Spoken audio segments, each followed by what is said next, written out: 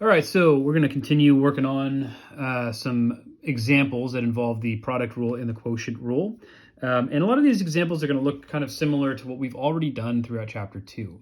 You're going to notice that we're using tables and we're using graphs, and a lot of the tables and the graphs are going to look the same as in previous sections.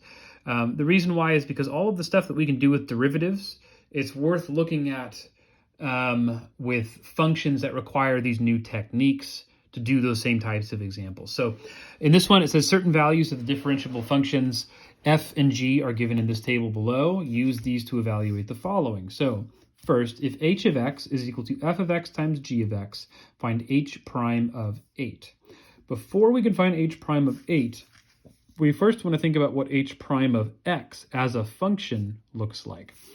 And because we're looking at a product of f with g, I can differentiate this function using the product rule. It would be f prime of x, g of x, plus g prime of x, f of x. That's the product rule for this particular function.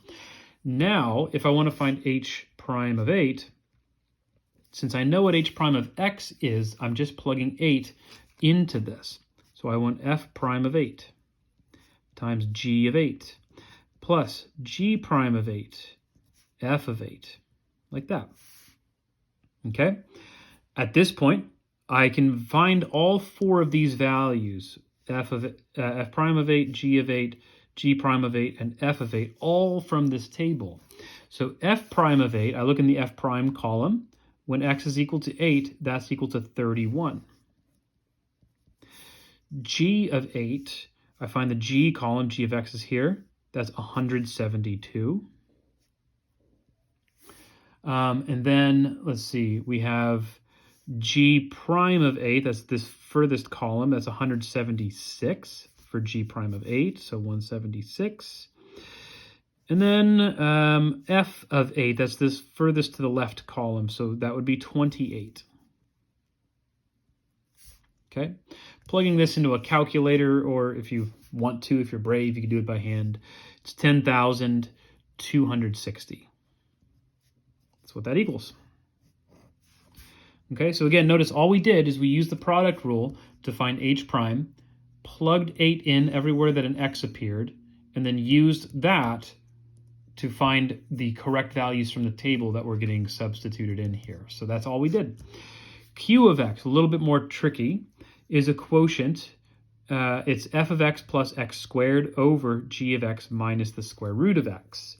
And what we want is q prime of 4. So to find q prime of 4, I first need q prime of x. All right, so again, we think of this as u, this as v. And I'm not going to write u prime and v prime off to the side. I'm going to do this all kind of in my head as I go along. So I start with v times u prime. V is g of x. U prime would be the derivative of u.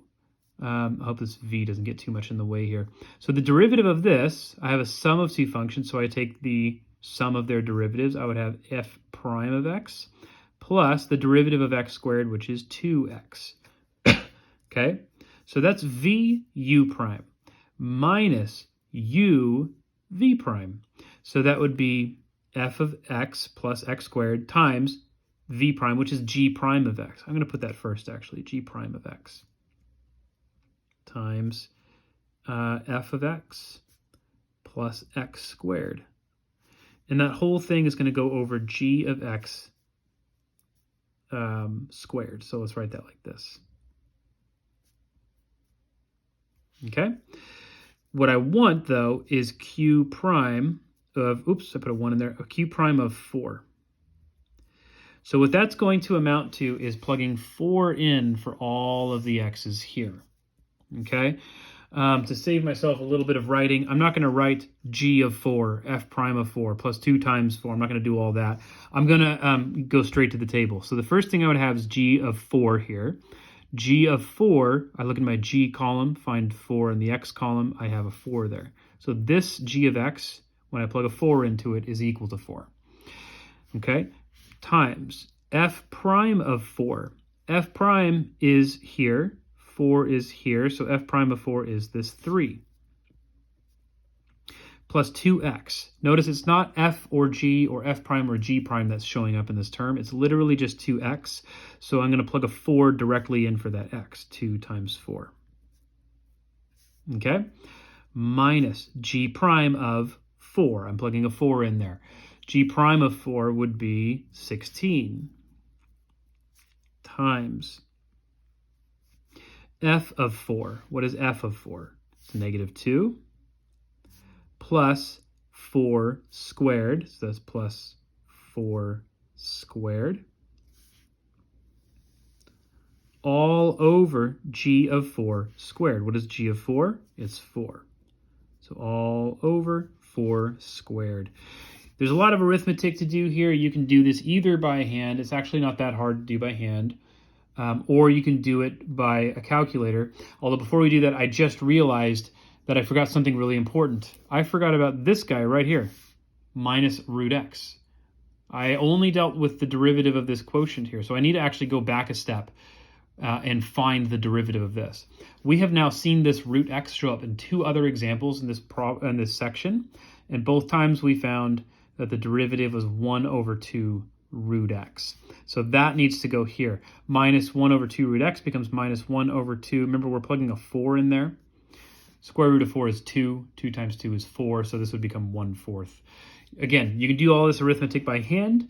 You can use a calculator. Whichever route you take, you're going to end up with negative 46/4 as your final answer here. Okay?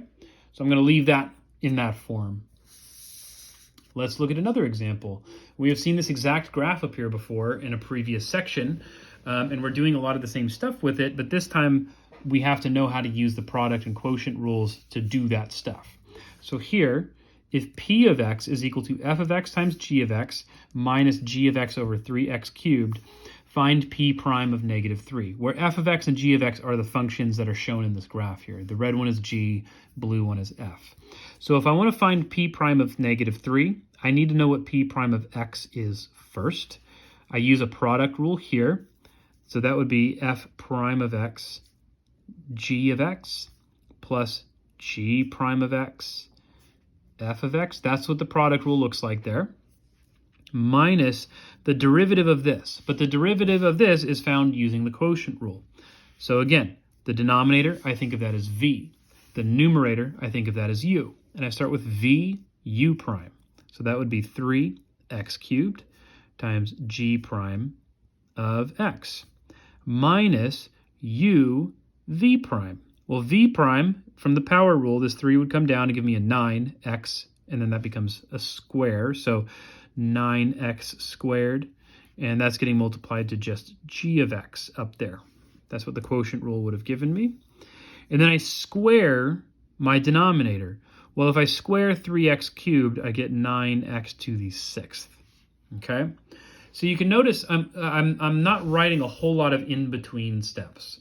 If I was being really thorough, what I probably would have done is instead of writing 9x to the 6th here, I probably would have taken that 3x to the 3rd power and written it down, put it in parentheses, and then squared it outside of those parentheses, and then done this in like the next step. But the point is that as you move through a calculus class, a lot of the work that you're doing is actually algebra. It's a lot of algebraic manipulation, simplifying and stuff like that. You really want to have mastery over your algebra to the point where you can do steps without having to write them down. You can think through them and not spend so much time writing out the work. All right, at this point, I want to start looking at p prime of negative 3. So in order to figure out p prime of negative 3, I can see that there's several things that I need. F prime of negative 3, g of negative 3, g prime of negative 3, f of negative 3. All of those values I need to know. So off to the side, I'm going to figure out what they are. What is f of negative 3? Well, I would find negative 3 on my x-axis. It's right here. Find where that hits the f of x function. It's right here at this point, which has a y-coordinate of negative 1. That means f of negative 3 is negative 1. What about g of negative 3? What is g of negative 3? Again, find negative 3, find where it hits the g of x function, and that's at 6. So g of negative 3 is equal to 6. What about the derivatives? F prime of negative 3. Well, f prime of negative 3 doesn't correspond to just a point on the function f where x is equal to 3. It's the slope of a tangent line there. So we're looking at this point because that's where x is equal to negative 3. And I want the slope of the tangent line to this graph at that point. But this part of the graph f of x, is already linear. So the tangent line to this graph will just be this line itself. So if I can find the slope of this line, then I will have found f prime of negative 3. And we have done this before. The trick is to find two corners in these grid lines that the line passes through. So there's a corner here and there's one here. And then use those 2 points to find the slope. We're going up 2 units over 1 unit. The slope is 2 over 1 or just 2. What about g prime of negative 3? Well, same thing. G prime of negative 3 corresponds to this point right here, specifically the slope of the tangent line to that point, or to g of x at that point, I should say. But again, g of x is also linear right there, so we can just find the slope of that line itself, and that would also be the slope of the tangent line. So from this point to this point, I can see that I'm going down 1 over 1. That would mean my slope is negative 1. So all of these values are going to be used in this expression here once I plug negative 3 in for everything. We're going to start with f prime of negative 3, which was negative 1. G of negative 3, which is, I'm sorry, I wrote the wrong thing there. I used f of negative 3, not f prime. F prime of negative 3 is 2. Let's change that. That should be 2. G of negative 3 is 6. G prime of negative 3 is negative 1. F of negative 3, that's the negative 1 that I wanted. That goes there. Minus 3x cubed. Well, x is negative 3. We're plugging a negative 3 in for that, cubing it. G prime of negative 3 is negative 1. Okay. Minus 9x squared, so that's minus 9 times negative 3 squared. G of negative 3, which is 6. And that all goes over 9 times negative 3 to the 6th power. Okay? So all of this is arithmetic now at this point. And so we would be plugging this into a calculator. This one I'm going to get a decimal for. It's approximately 12.94. Okay? I'm leaving the calculator steps to you. That's not really something worth spending time on in the lecture. Okay? So a couple more examples under our belt. At this point, we want to start applying some of this stuff to, the business and economics part of this class. So we're going to define a new type of function. So far, we've talked about cost, profit, and revenue functions a lot. And from those, we've also defined marginal cost, marginal profit, marginal revenue. What we're going to do now is define a new type of function that uses the word average. So we're going to use the cost function as our first kind of motivating example, but then this will generalize to the revenue and profit functions as well. Remember that c of x, the cost function, represents the total, I underlined total there, the total cost to a company of producing X units of a product. Sometimes, though, it's not the total cost that we want. Sometimes what we want is the average cost per unit or per item that's produced. So for example, if it costs you $500 to produce 10 units of your product, whatever it is, then that would average to about $50 per unit to make it add up to 500 like that. So more generally speaking, if we want the average cost, which we just call this the average cost function of the cost per unit of producing something, then we use the notation C bar of X. So there's a little bar over the C, and it's the total cost divided by the number of units. That's exactly what we did in the example I just mentioned. $500 divided by 10 units would be $50 per unit. So cost divided by number of units. This is the average cost function, but we have a similar definition for the average revenue function and the average profit function. It's just revenue divided by X or profit divided by X, okay? From these, we can also talk about marginal average cost or marginal average revenue or marginal average profit functions. And those are defined in the same way that we defined marginal functions before. Those are derivatives.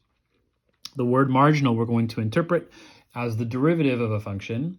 And again, it represents a rate of change. So the rate at which the average cost is increasing or decreasing, average revenue or average profit, the rate at which it's increasing or decreasing. That's what those marginal functions represent.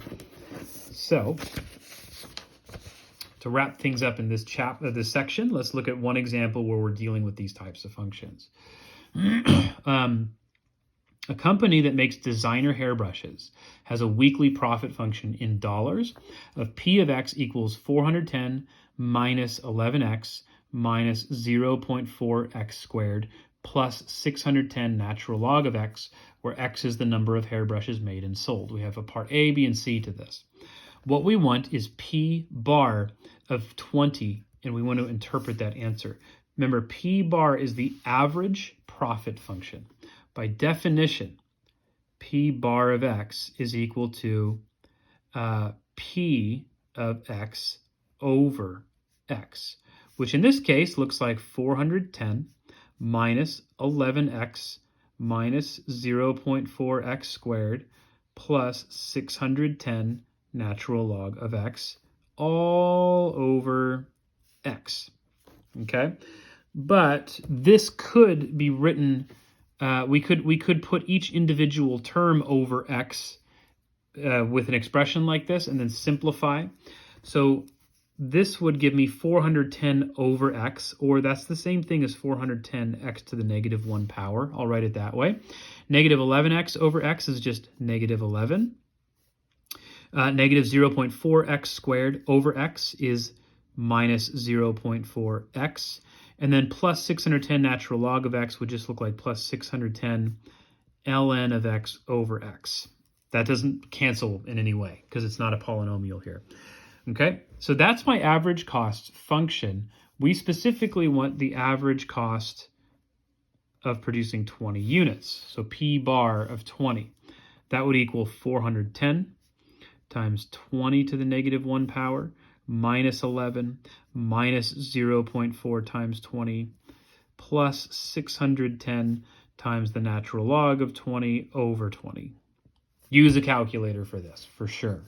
That comes out to approximately 92, I don't know why I put a decimal there, 92.87, which, again, it's the average profit. So we would interpret that as $92.87 per unit. And here, units are hairbrushes, so per hairbrush. Okay. Now, to me, that seems not super realistic. I mean, the book came up with this function, but it seems unlikely that a company is making close to $100 in profit for every hairbrush that they sell. Hairbrushes, even designer hairbrushes. Maybe I just don't know enough about that. They don't seem like it would be that much money, but we're not going to worry too much about the realism of this function. It's more just what we're doing with it. What does this mean for us? So, because we want to interpret the answer. So this means that the company earns an average of $92.87 per hairbrush when 20 hairbrushes are sold.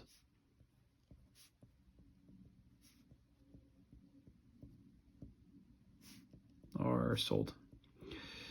That's how we interpret that. B, Find the marginal average profit when 16 hairbrushes are made and sold, and interpret your answer. So the marginal average profit function is P bar prime of X.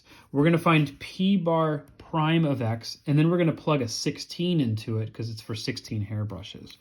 So remember, P bar was up here. We want to find the derivative of this. So from my power rule, that -1 will come down, become negative 410, and I subtract 1 from the exponent, which is -2. Here I have a constant, minus 11. Derivative of a constant is 0. That goes away. Negative 0.4x, its derivative would just be negative 0.4 plus 610. And here is where we need the quotient rule. This is why this problem is showing up in this section when we have talked about the quotient rule. I have to take the derivative of the natural log of x over x using the quotient rule. And again, we've done enough of these to where I don't need to write out the u and the v and the u prime and the v prime. I can do this by kind of talking my way through it. So what I'm going to do is v times u prime. So this is equal to v, which is x in our example, times u prime, which is the derivative of the natural log function. That's 1 over x. Okay, minus u times v prime. So natural log of x times the derivative of x, which is just 1, that would just give me the natural log of x, all over that denominator squared, x squared. There's a very clear simplification that happens here. X times 1 over x is 1. So I would prefer to write that this way, plus 610 times 1 minus the natural log of x over x squared. That's a preferable way of writing that, I think. So now we want P bar prime of 16 specifically, because it says when 16 hairbrushes are sold. So plugging 16 in, negative 410 times 16 to the negative second power minus 0.4 plus 610 times 1 minus the natural log of 16 over 16 squared.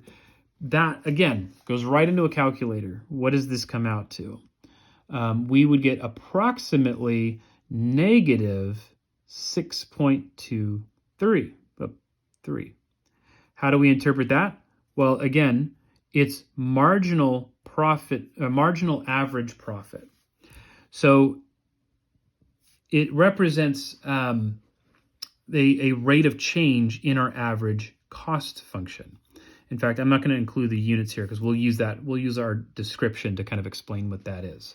But the way we interpret this is that, notice, because first of all, it's a negative rate of change, then our average profit is decreasing by this amount. Negative in a derivative means that this is a decreasing amount.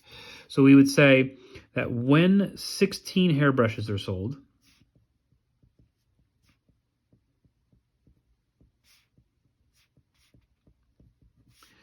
the average profit per hairbrush is decreasing at a rate of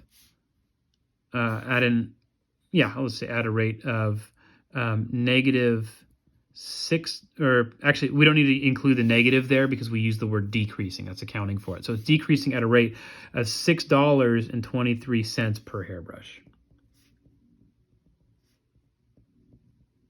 That's our interpretation.